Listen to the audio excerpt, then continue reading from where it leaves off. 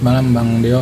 Ini terkait kemunculan Ibtu Rudiana yang juga langsung membantah terkait kesaksian Dede. Akhirnya muncul nih Bang, yang dianggap mungkin dalangnya dari awal gitu. Seperti apa Bang? Ya Pak Ibtu Rudiana muncul tentunya kan punya kepentingan. Dia muncul nggak muncul, beliau muncul nggak muncul ini adalah hak beliau kan. Kemarin-kemarin kan nggak muncul, menjaga kemungkinan-kemungkinan. Nah sekarang beliau muncul tentunya punya kepentingan.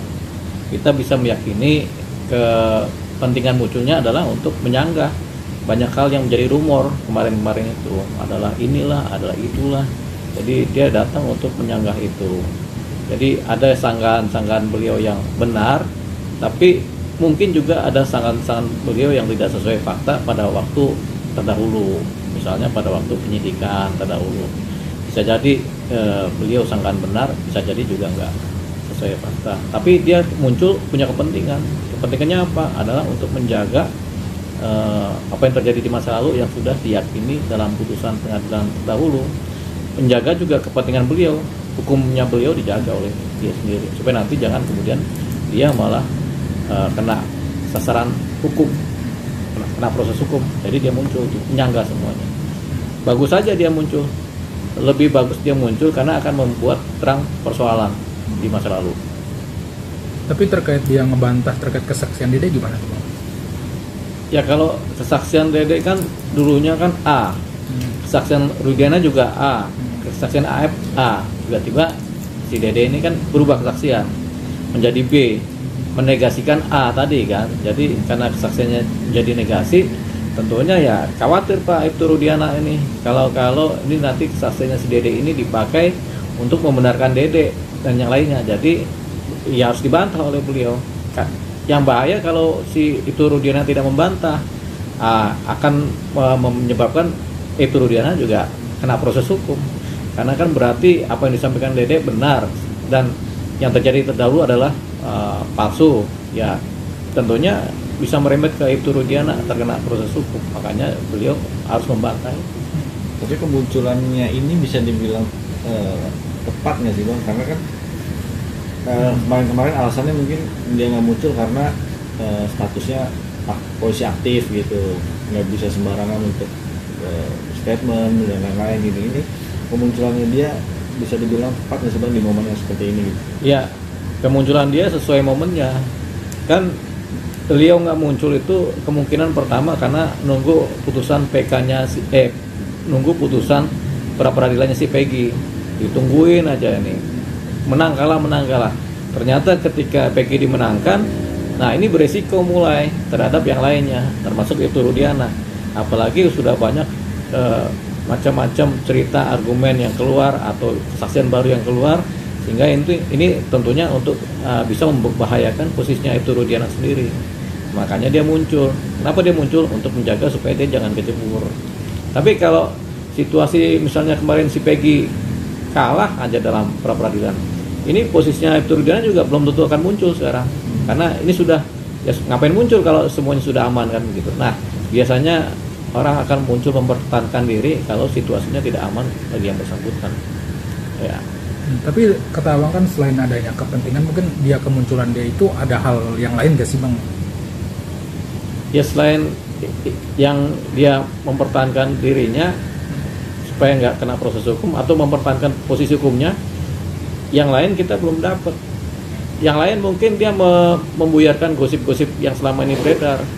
Ini Ibtu Rudiana nggak pernah muncul karena begini. Nah, dia akhirnya muncul untuk membuyarkan itu, untuk menghentikan gosip gitu. Kalau enggak kan gosip jalan terus.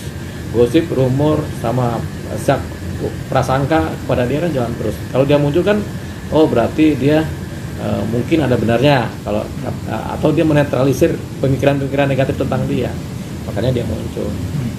Tapi yang terbaru juga kan dia kemunculan ini berani sumpah pocong terkait adanya dugaan kalau Eki ini masih hidup. Nah itu Abang nilainya gimana tuh? Jadi ada masyarakat menduga bahwasanya Eki anaknya Ibtu Rudiana sebenarnya masih hidup. Padahal sudah meninggal. Nah, terus akhirnya Ibtu Rudiana kemudian mengupayakan supaya ya sudah saya sumpah pocong aja deh. Ya kalau kita nggak tahu secara agama Islam sumpah pocong ini dianggap valid apa enggak ya. Tapi kalau dalam hukum nggak mengenal itu. hukum tidak mengenal sumpah pocong. Jadi kalau kita hanya berdasarkan proses hukum ya nggak usah kita sumpah pocong, nggak ada gunanya juga karena hukum nggak mengenal itu gitu. Jadi ya sudah, itu kan cuma tendensi aja dari itu Rudiana untuk meyakinkan publik bahwasanya ini loh sumpah pocong pun saya berani. Tapi sebenarnya nggak perlu sumpah-sumpah seperti itu juga. Faktanya kan anaknya beliau Eki almarhum ini kan meninggal dunia.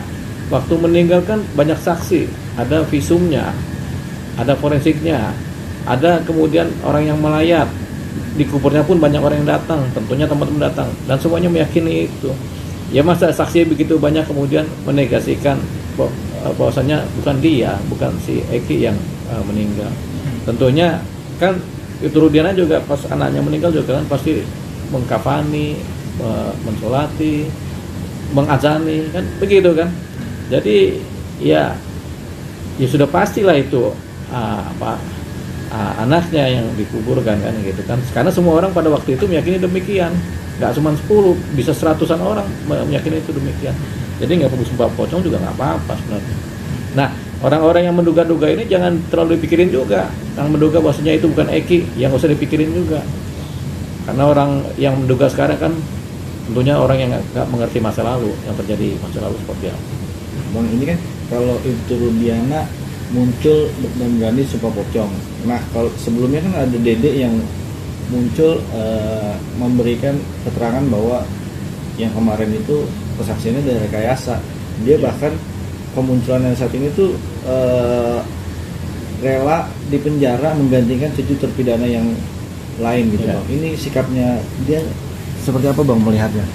Ya, tentunya Dede menyatakan bahwasanya saya menyatakan bahwa kesaksian saya yang benar. Kesaksian saya yang dulu itu saya rekayasa sehingga palsu, dan sekarang yang benar. Nah, tentunya dia akan menceritakan banyak hal untuk membuat orang yakin bahwasanya kesaksian sekarang yang benar. Ya salah satunya itu tadi, dengan cara apa tadi dia bilang tuh? Ya, saya rela kemudian menjadi terpidana baru menggantikan 7 orang. Itu kan salah satu bentuk pernyataan untuk meyakinkan, pernyataan memberi keyakinan namanya, argumentasi yang memberikan keyakinan bahwasanya ini loh yang sekarang yang benar kan gitu kan. Jadi itu bisa jadi adalah bumbu-bumbu kehidupannya dia. Kalaupun dia ditahan beneran juga rasa-rasanya juga dia nggak berani itu. Tapi memang itu penting buat dia untuk meyakinkan masyarakat, meyakinkan penyidik, meyakinkan penegak hukum bahwasanya kesaksian sekarang adalah yang benar. Nah, itu kemudian bisa dipakai oleh penyidik untuk menginvestigasi lebih dalam tentang apa yang diucapkan oleh Dede itu. Kebetulan kan Dede kan sudah dilaporkan di Mabes Polri. Kita juga sudah dapat gambaran bahwasanya ketika Bareskrim Mabes Polri ini menyidik tentunya akan mulai dari nol lagi, dari kosong gitu memulainya. Jadi tidak didasari dari hasil putusan yang inkrah terdahulu, tapi mulai dari nol, mencari fakta-fakta dari nol lagi. Tapi kalau misalkan Aep juga kan ngelaporin Deddy Mulyadi sama Dede ke Polda Metro Jaya terkait penyebaran berita hoax. Itu gimana, Bang, tanggapannya? Ya, itu kan lapor-melapor. Jadi saling belum tentu kebenarannya. Jadi boleh si Aep melaporkan Bang Deddy Mulyadi mau menyebarkan berita hoax, si Dede menyebarkan berita hoax, boleh-boleh aja. Tapi nanti yang akan menentukan bukan itu, bukan laporan itu, tapi hasil penyelidikan di kepolisian. Tentunya yang benar yang mana, begitu. Nah, bagusnya saling melapor ini adalah untuk membuat terang keadaan. Kalau cuma satu yang melaporkan belum tentu terang keadaan, tapi karena saling melaporkan sehingga informasi ini jadi banyak, dan mungkin informasi yang banyak ini akan dianalisa yang benar yang mana. Jadi bagus itu saling melapor itu, karena akan lebih kompleks membuat terang keadaan. Jadi masa lalu itu akan menjadi terang lagi. Seperti apa sih yang terjadi di masa lalu itu, terutama dalam hal kesaksian-kesaksian yang ada di persidangan, di pengadilan di masa lalu. Tapi masyarakat lebih cenderung bisa menilai gak sih, Bang, dengan dua-duanya nih melapor gitu? Masyarakat kan selalu ada pro dan ada kontra, ada penilaian negatif, ada penilaian positif. Tentunya dua-duanya berjalan itu. Jadi masyarakat kayaknya yang benar si Dede nih, ada lagi masyarakat yang lain kayaknya yang benar si Aep ini, kan begitu kan. Nah, itu kan boleh-boleh aja. Ya, itu yang namanya opini negatif, opini positif. Ada sentimen negatif, ada sentimen positif, dan itu sah-sah aja. tinggal berapa timbang-timbang yang lebih banyak positifnya atau yang lebih banyak negatifnya, itu harus ada survei. Karena belum ada survei ya kita meyakini aja ada pro dan kontra terhadap apa yang disampaikan oleh Dede maupun Aep. Terkait meninggalnya Eki kan sama Vina, kalau misalkan Deddy Mulyadi sama Otto ini kecelakaan katanya, bukan pembunuhan. Nah, menurut abang gimana bang? Yang bisa menentukan itu sekarang itu sebenarnya dulu yang bisa menentukan yaitu di pengadilan tingkat pertama di 8 tahun yang lalu itu bisa menentukan dari hasil-hasil forensik, hasil-hasil klinis, forensik klinis ya, hasil-hasil visum juga itu bisa menentukan. Kemudian dari fakta-fakta TKP, bukti-bukti saksi itu sebenarnya bisa menentukan. Tapi kemudian itu mulai dibantah saat ini. Nah, kalau bicara apakah ini kecelakaan atau pembunuhan, sementara kita kalau ditanya itu kita beranggapan ini masih pembunuhan berdasarkan fakta-fakta yang ada di masa lalu. Tapi kalau ada yang bilang kecelakaan, boleh juga ini kecelakaan. Tapi harus dibuktikan bahwasanya ini kecelakaan. Jadi gambaran antara apakah ini kecelakaan atau pembunuhan sekarang udah menjadi sumir. Kenapa? Karena bukti-buktinya udah melemah. Bukti ini kan alat bukti kan saksi, terus bukti-bukti fisik utama kan udah mulai melemah. Jadi antara ini kasus kecelakaan atau apakah ini kasus pembunuhan, ini kita anggap sebagai sesuatu yang sumir, yang pembuktiannya susah. Begitu. Akhirnya apa? Karena pembuktiannya sekarang susah, ya sudah kita bisa hanya memakai apa yang menjadi putusan inkrah bahwasanya ini adalah kasus pembunuhan. Itu dia. Gitu. Apakah ini kasus kecelakaan? Belum tentu juga. Tapi bisa begitu juga. Tapi karena bukti lemah, saksi lemah ya semua menjadi sumir. Jadi nggak bisa kita akhirnya bilang ini kasus pembunuhan atau ini kasus kecelakaan. Kenapa? Ya karena dua-duanya pembuktiannya sekarang adalah lemah. Tapi apa sih bang yang harus dikuatkan kalau memang ini beranggapan kecelakaan gitu? Maksudnya dibuktikan apa gitu? Ya semua akan dimulai dari olah TKP zaman dulu itu. Jadi olah TKP ini kan terkait dengan forensik apa namanya forensik klinis ya. Jadi pakai ilmu forensik, ilmu olah TKP namanya juga itu. Kemudian mungkin dari forensik Baris Krim juga bisa turun, dari kedokteran juga turun masa lalu, hasil visum repertum zaman dulu juga harus dikeluarkan lagi. Nah itu juga itu bisa menentukan apakah itu kasus kecelakaan, apakah itu kasus pembunuhan.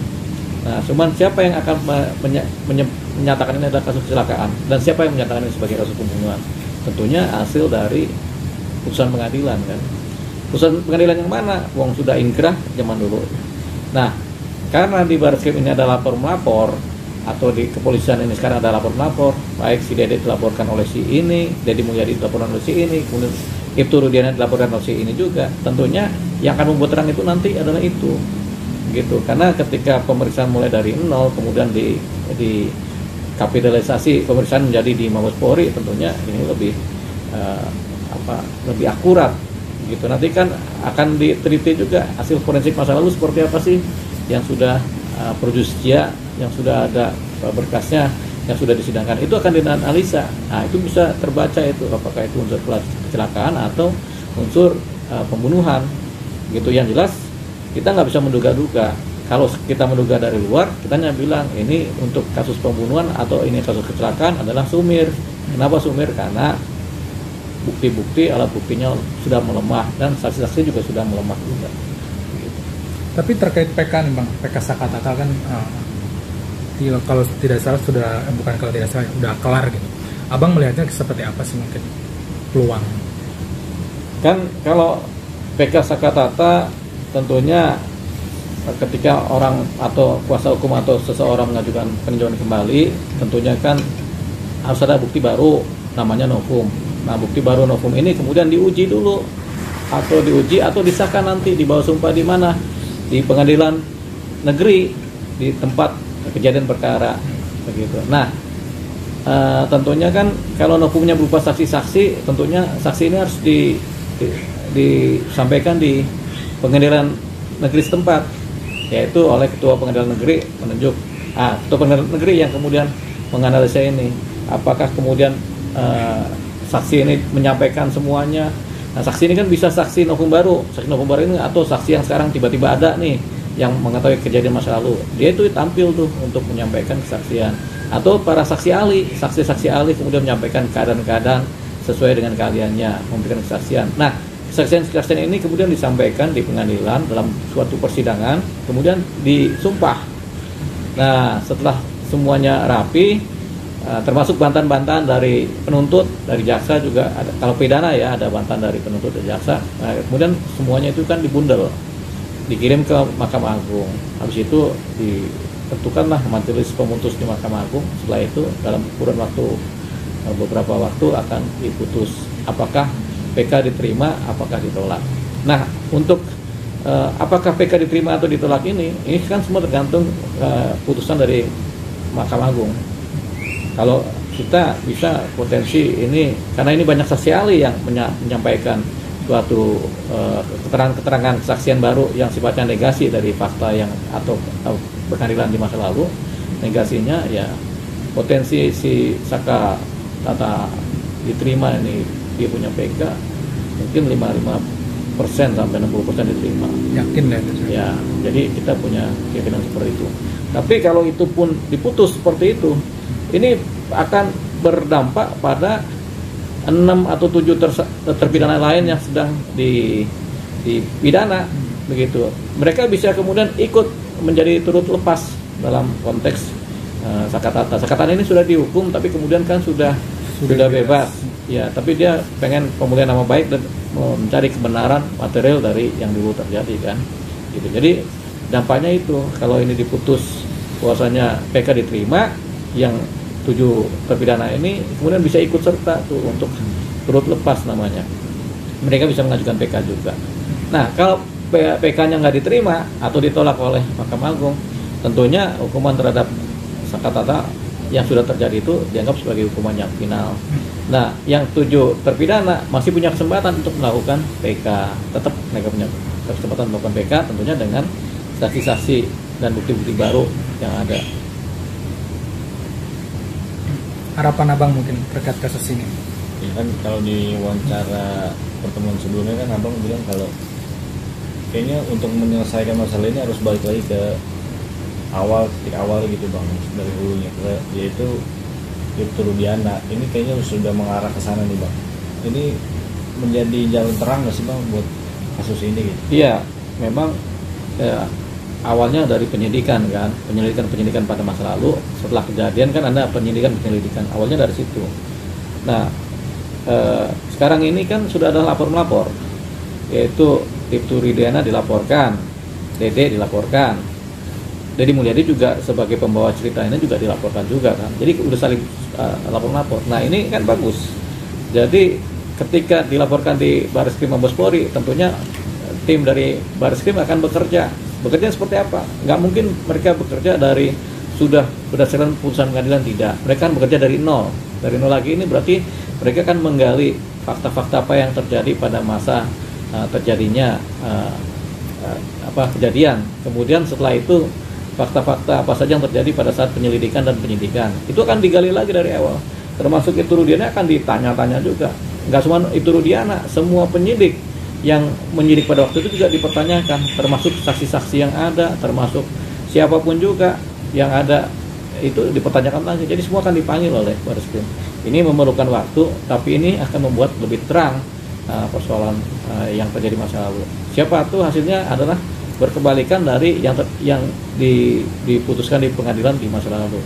Mungkin saja ini ada rekayasa begitu, mungkin saja karena hasilnya ditemukan fakta-fakta memang ada rekayasa dalam penyidikan atau ada penyidikan yang tidak prosedural. Ini juga menjadi persoalan juga, dan ini akan dipilah-pilah nanti oleh penyidik Barreskrim. Kalau ada unsur kekerasan, tentunya kan ada perkara pidana baru.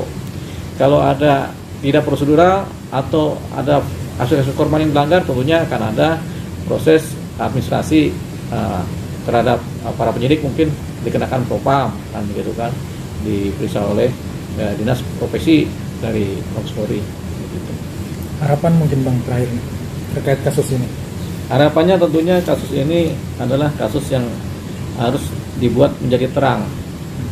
Lewat apa? Lewat penyidikan yang baru. Jadi kalau sudah terang, nanti sudah menjadi jelas ini persoalan, untuk rasa keadilan masyarakat akan tercapai.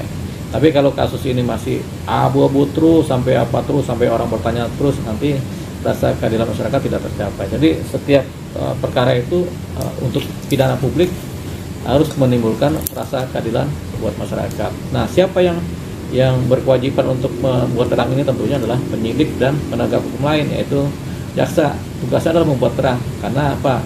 Ini perkara yang kemudian mencederai rasa keadilan publik menurut masyarakat yang sekarang ini. Gitu. Oke Bang, cukup.